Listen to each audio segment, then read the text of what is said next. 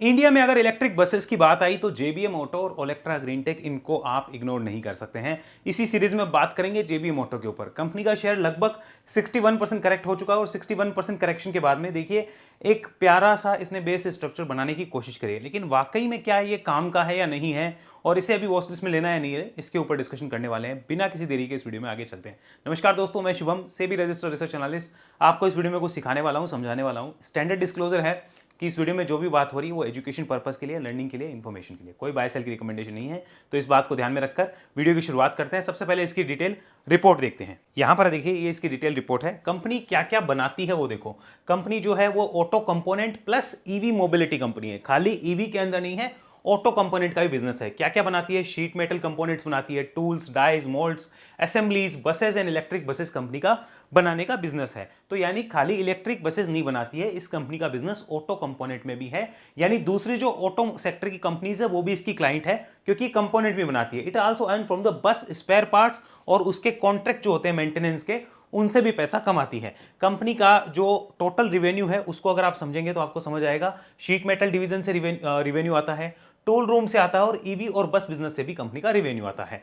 अब आओ यहां पर sector and company growth analysis. अगर हम चाहते हैं कि हमारी कंपनी ग्रो करे तो हमें सबसे पहले ये देखना पड़ेगा कि क्या वो सेक्टर ग्रो करने को तैयार है या नहीं है। तो आंसर इज ईवी का समय है। जिस हिसाब से यूएस ईरान की वॉर हुई है और इंडिया को रियलाइज हुआ है कि हमें सेल्फ डिपेंडेंसी लानी होगी और पेट्रोल या क्रूड के ऊपर अपनी जो डिपेंडेंसी कम करनी होगी, तो उसका सबसे बड़ा फायदा जिन कंपनीज को मिल सकता है वो एक्चुअल में ईवी कंपनीज है। तो इस सेक्टर में ग्रोथ है। अब इस ग्रोथ का फायदा एक कंपनी कैसे लगती है वो देखने वाली चीज होगी। हालांकि कंपनी बहुत अच्छा काम कर रही है, जैसा कि देखने आ रहा है। ये one of the leading EV players है। इन FY26 it registered 1282 e buses across 5 states and held around 24% market share. It also has an order book over 10,000 electric buses. वैसे इसका जो एक्चुअल मार्केट शेयर है वो भी मैं आपको आगे बताऊंगा। टॉप क्लाइंट कौन कौन है भाई? सिटी बस ऑपरेटर होते हैं, स्टेट गवर्नमेंट होती है, साथ में गवर्नमेंट के प्रोजेक्ट्स होते हैं उसमें, और ऑटो OEMs। क्यों? क्योंकि मैंने जैसे आपको बताया कि कंपोनेंट भी बनाती है।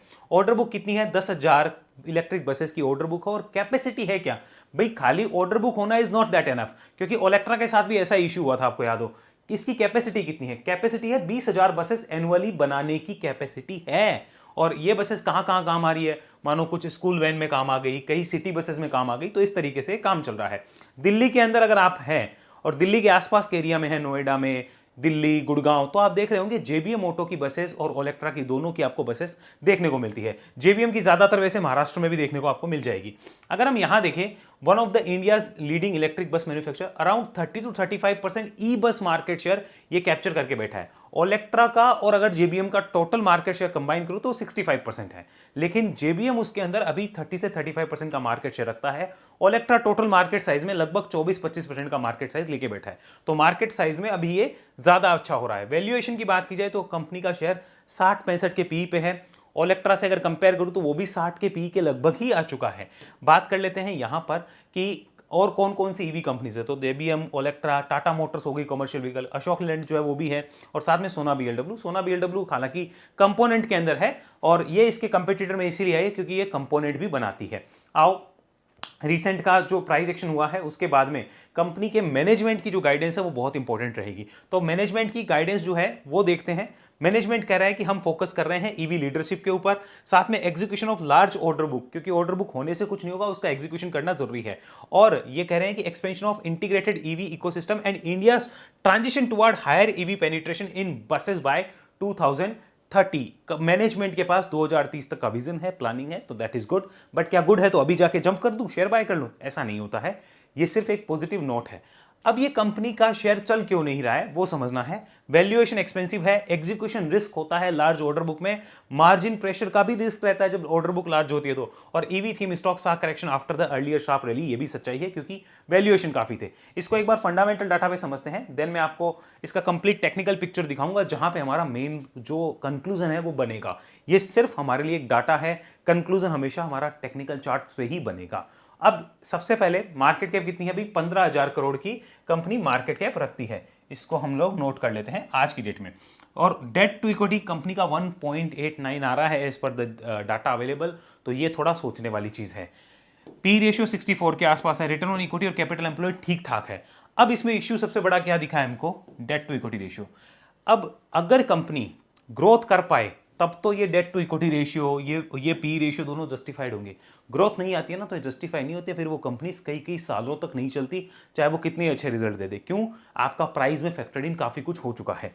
पीबी रेशियो देखा जाए तो 10 के आसपास, दैट मीन्स स्टॉक आज भी अंडर वैल्यूड नहीं है। मुझे नहीं पता ओवर वैल्यूड की डेफिनेशन क्या है, क्योंकि अगर मैं बोलूंगा ओवर वैल्यूड है तो कई लोग कमेंट में बताएंगे कि नहीं है, तो मैं कह रहा हूं अंडर वैल्यूड नहीं है। इसमें तो एग्री करोगे? आगे चलते हैं, नेक्स्ट फाइनेंशियल्स के ऊपर आ जाओ। ये देखने के बाद आपको आइडिया लगेगा कि मैं क्या बोलना चाह रहा हूं। कंपनी का अगर लास्ट ईयर से अभी तक का फाइनेंशियल्स देखोगे ना, तो रेवेन्यू में देखो आपके अच्छा जंप है 10% से ऊपर का, मार्जिन आपके जो है 1% बढ़ गए, और प्रॉफिट जो है वो भी आपका लगभग 15% के आसपास बढ़ गया। तो 15% का प्रॉफिट बढ़ गया, नेट प्रॉफिट, रेवेन्यू बढ़ी है, मार्जिन बढ़े हैं, लेकिन शेयर क्यों नहीं बढ़ रहा? जैसा कि मैंने आपको बताया, एक्सपेंसिव है, पहले से बहुत ज्यादा एक्सपेंसिव पी पे ट्रेड कर रहा है, वैल्यूएशन काफी एक्सपेंसिव और उस लेवल की ग्रोथ नहीं है। क्या क्वार्टर ऑन क्वार्टर बढ़ा है? यस, क्वार्टर ऑन क्वार्टर भी आपने अच्छा जो है पोजीशन मैनेजमेंट किया है। क्या ये कंपनी का बेस्ट एवर प्रॉफिट है? So we have to check here. यहां आते हैं और इसको नोट डाउन करना, हम लोग इसको ग्राफ फॉर्मेट में लेते हैं, सी दिस वन, ये वाला, और हमने नेट प्रॉफिट को सेलेक्ट किया एंड रेवेन्यू को हटाया। सो कंपनी का this is one of the best quarter, 84 crore, उससे पहले 86 करोड़ का मार्च 2022 का प्रॉफिट निकल के आ रहा है। इसको देखना पड़ेगा इसमें अदर इनकम है या नहीं है, लेकिन ओवरऑल अगर देखा जाए तो दिस इज बेस्ट क्वार्टर जो Q4 आया है, फिर भी शेयर नहीं चल रहा क्योंकि आप पहले से बहुत एक्सपेंसिव वैल्यूएशन पे ट्रेड कर रहे हो। शेयर होल्डिंग पे आते हैं। रिसेंट में FIIs DIs ने क्या किया है वो समझो। तो अगर FIIs DIs की एक्टिविटी देखोगे तो पता चलेगा वो इसमें कुछ खास इंटरेस्टेड ही नहीं है, क्योंकि FIIs ने यहाँ होल्डिंग बढ़ाई है, लेकिन कितनी है? 2% से भी कम होल्डिंग है। DIs क्या कर रहे हैं? वो भी होल्डिंग बढ़ा चुके हैं, लेकिन कितनी? 0.11% होल्डिंग। तो क्या होल्डिंग है? दोनों ही इंटरेस्टेड नहीं है। प्रमोटर्स एज इट इज रखा है अभी अपने माल को, और बात करें अदर्स में और पब्लिक में तो थोड़ा कम हुआ है, और लगभग 1,83,000 शेयर होल्डर है। ओवरऑल पिक्चर ये बताती है कि बड़े प्लेयर्स इसमें इंटरेस्टेड नहीं है, जो FII DI हैं वो ज्यादा इंटरेस्टेड यहां पे अभी तक तो नहीं दिख रहे। वैल्यूएशन कंपनी के एक्सपेंसिव है, आज भी आप सस्ते नहीं कह सकते, और डेट कंपनी के ऊपर है जो कि एक इश्यू रहेगा। इसको अगर वेरीफाई करना चाहो तो यहां पे चलो फाइनेंशियल्स के ऊपर, इसको देखो कंपनी ने इंटरेस्ट का पेमेंट कितना किया है, यहां आपको आइडिया लगेगा। This is the amount of interest the company is paying, ये अमाउंट ऑफ इंटरेस्ट है, और इतना बड़ा कंपनी जो है वो इंटरेस्ट पे कर रही है, ये सारा डाटा आपके सामने होना चाहिए। सो इससे आपको आइडिया लगेगा कंपनी का बिजनेस जो है डेट फ्री हो जाए तो डेट फ्री हो जाएगा तो भी वैल्यूएशन मिलेगी, और पी रेशियो चाहे कुछ भी हो जाए, अगर ग्रोथ नहीं है, डेट कम नहीं हो रहे तो दिक्कत रहेगी। बट फिर भी टेक्निकल देखना इंपॉर्टेंट है, ये तो फंडामेंटल व्यू। अब चलते हैं टेक्निकल्स पे। तो यहां आते हैं, दिस इज टेक्निकल डाटा, और यहां पर हमें दिख रहा है वीकली चार्ट। वीकली चार्ट पे मुझे एक पिक्चर दिख रही है। पिक्चर क्या दिख रही है यहां पर कि एक स्टॉक था जिसमें डाउन ट्रेंड आया, 61% का उसने करेक्शन किया, नीचे देखो यहां पे 2-3-4 बार यहां पे सपोर्ट लिया है, और इस सपोर्ट से बार बार इस रेजिस्टेंस को पिछले 4-6 महीने से काटने की कोशिश कर रहा है, नहीं काट पा रहा है ना। व्हाट इज दैट रेजिस्टेंस, उसके ऊपर चलते हैं। पहले टाइम देख लो, लगभग सितंबर 25 से कोशिश कर रहा है, सितंबर 25 से कोशिश कर रहा है, और अब आ गया हमारे पास June 26। So it's been more than 8 months, 7-8 months हम कह सकते हैं, 7 से 8 महीने से कोशिश कर रहा है इसको काटने की। Now what is that zone? This is the zone, मैं यहाँ पे लिख देता हूँ, ये वाला एक बड़ा जोन है। ओके, ये जो जोन है ये वाला एक बड़ा जोन है, इसको काट ले तो हम एक बार कह सकते हैं कि एक बेयर्स के ग्रिप से निकल के स्टॉक जो है वो बुल्स के हाथ में जा रहा है। बेयर्स के ग्रिप से निकल रहा है कब? इन लेवल्स के ऊपर क्लोज आ जाए तब, इन लेवल्स के ऊपर सस्टेन कर जाए तब हम कह सकते हैं कि बेयर्स की ग्रिप से निकल रहा है। लेकिन जब तक ऐसा नहीं होता, क्या हम कह सकते हैं कि बेयर्स की ग्रिप से निकल रहा है? नहीं, अभी तक बेयर्स की ग्रिप में एज इट इज है। अगर हमें बड़ा ट्रेंड चाहिए तो ध्यान से देखो, इस रेजिस्टेंस जोन से ये लगातार जो है यहीं पे खड़ा है। अब बड़ा ट्रेंड तो एक्चुअल में इन रेजिस्टेंस जोन के ऊपर है, बट आप मुझसे पर्सनली पूछो कि क्या आप उतना वेट करोगे? मेरा आंसर है नहीं। अगर ये इसके ऊपर भी आ गया ना तो भी मैं रिव्यू कर दूंगा, और रिव्यू क्या कर दूंगा, हो सकता है मैं इसको रिव्यू करूं to consider for my SEBI registered service STP invest and wealth, मैं उसके लिए हो सकता है इसको कंसीडर करूं। अभी तक तो नहीं किया है, आगे कर सकता हूं, इन लेवल्स के ऊपर आएगा तो मैं आपको अभी बता रहा हूं। हाँ, उस वक्त रिव्यू करूंगा मैं, अभी मेरा व्यू नहीं है कि मेरे को देना ही देना है, मैं रिव्यू करूंगा। ओके, इन लेवल्स के ऊपर ही, मैं इसका वेट नहीं करूंगा, ये वाले जो हैं। अनदर चीज लेते हैं यहां पर मंथली चार्ट, फिर हम डेली पे भी चलेंगे। This is monthly data. अब देखो जरा मंथली डाटा पे क्या पिक्चर है। मंथली चार्ट पे इन लेवल्स के ऊपर ये क्लोज नहीं कर पा रहा है, आपको दिख रहा होगा कितने महीने से भाई, लास्ट क्लोजिंग आई थी हमारी यहाँ पे जून 2025 में। सो 1 साल हो गया ना, 1 साल से इस मंथली लेवल के नीचे है। देखो लास्ट मंथली चार्ट पे यहाँ क्लोज हुए थे आप, जून 25 में, ठीक है। उसके बाद आप इसके ऊपर मंथली क्लोज तो दे ही नहीं दे पाए ना। वैसे ग्रीन मंथली क्लोज आई थी मई 25 में, ओके। तो मेरे लिए तो 1 साल हो गया यहाँ पे। तो मैं चाहता हूँ इन लेवल्स के ऊपर अगर मंथली क्लोज हो जाए तो कहना ही क्या, समझ आया। यानी कि इन लेवल्स के ऊपर अगर मैं मंथली क्लोज का वेट करूँ तो क्या होगा कि भाई मंथली क्लोज का वेट करते करते अगर ऊपर भाग गया तो फिर मेरे हाथ मलते रह जाऊंगा कि यार मौका चला गया। तो इसलिए डेली चार्ट पे भी आ गया, देख लूंगा। मंथली चार्ट ने भी कंफर्म किया है कि 12 महीने से इसके नीचे हूं, देख लो अगर देखना है तो मंथली चार्ट पे भी। अब एक और चीज, चलो यहां देखो, ये है हमारे पास में बॉलिंजर बैंड। ये वॉलेटिलिटी बताता है कि स्टॉक में कितनी वॉलेटिलिटी है, क्या है। तो मंथली चार्ट पे देखो काफी टाइम से फ्लैट है, और बॉलिंजर बैंड में एक मिडल लाइन होती है, उसके नीचे जब भी स्टॉक होता है वो अंडर प्रेशर रहता है मंथली चार्ट पे। तो ये लगातार उसके नीचे है। कब से नीचे है? यहां पर लास्ट टाइम ऊपर था जब इसके ऊपर प्रॉपर ट्रेड किया था अक्टूबर 2024 में। तो यानी कि 1.5 साल से इन लेवल्स के नीचे अंडर प्रेशर ट्रेड कर रहा है।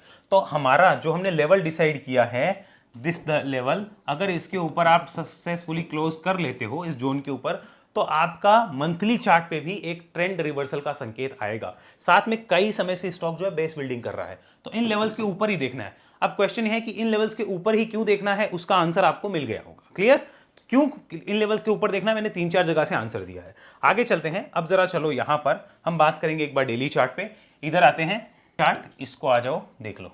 ये हमारे सामने डेली चार्ट। अब आपको जूम करके पूरा दिखा रहा हूं कि पिक्चर कैसी है। गिरावट, बेस बिल्डिंग हो रही है। अब ये बड़ी बेस बिल्डिंग है, इसका वेट मैं नहीं करूंगा। I am waiting for this one only, कि इस लेवल, इस बेस बिल्डिंग के भी अगर आप ऊपर आ गए, I would love to watch and review you again, okay.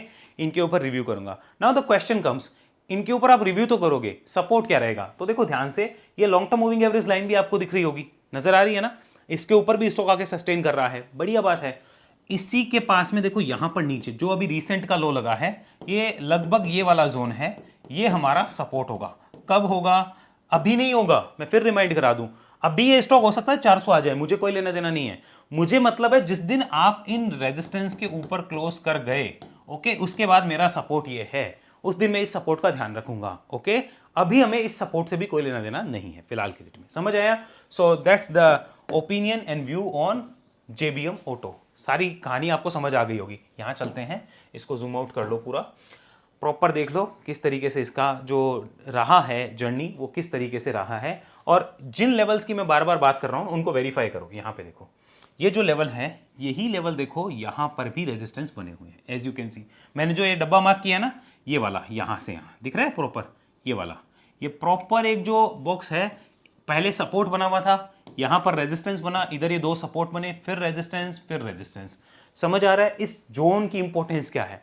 मैं हमेशा कहता हूं सपोर्ट रेजिस्टेंस कोई एक पर्टिकुलर प्राइस नहीं होता, दैट इज अ जोन।